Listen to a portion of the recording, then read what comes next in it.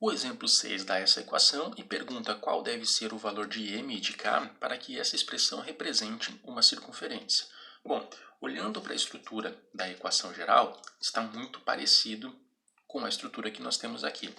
Veja que a equação geral ela sempre vai ter que ter essa cara, x ao quadrado mais y ao quadrado mais alguma coisa vezes x, alguma coisa vezes y, mais um número, um termo independente sem x e nem y, sendo igualado a zero. Nessa situação da equação geral, observa que na frente do x ao quadrado e do y ao quadrado, para ser uma circunferência, sempre tem que ser o mesmo valor e sendo igual a 1 esse valor. Então, se porventura você enxergar uma estrutura que tem essa cara e tivesse 2x ao quadrado mais 2y ao quadrado mais alguma coisa, você primeiro teria que simplificar essa equação por 2 para depois sair buscando os valores de x do centro, y do centro ou do raio, se a questão pedir isso para você.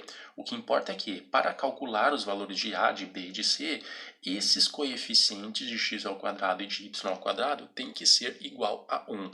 Se não forem igual a 1, isso daqui tende a ser outra figura geométrica, uma elipse, uma hipérbole, coisa que a gente vai trabalhar aí futuramente. Para ser circunferência, eles têm que ser 1 aqui na frente. Pois bem, se eles têm que ser 1, a gente já tem que estar 1 na frente do y ao quadrado, então está tudo certo, sem problema nenhum. O grande problema está aqui, na frente do x ao quadrado. Para ser uma circunferência, isto deve ser 1. Então, nós já temos o valor do m. O m tem que ser igual a 1. Agora, o outro desafio é no que se refere ao valor do k. O k ele está relacionado com o cálculo do raio, porque o k é esse termo que está sozinho, e esse termo que está sozinho aparece quando a gente trabalha com o raio da circunferência. Então, nós vamos fazer o seguinte. Como o raio envolve x do centro e y do centro, eu vou calcular antes as coordenadas do centro. Aí depois eu volto para a conversa aqui a respeito desse raio. Então, centro. O centro a gente viu. Pega o cara que está na frente do x e divide por menos 2. 4 dividido por menos 2 é menos 2.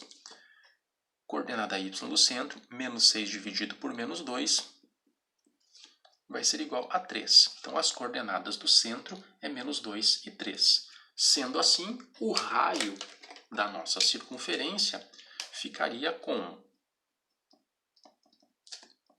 raiz quadrada de coordenada x do centro ao quadrado, menos 2 ao quadrado, mais coordenada y do centro ao quadrado, 3 ao quadrado, menos o valor do c, que nessa parte da questão ele está representado pela letra k, dentro de uma raiz.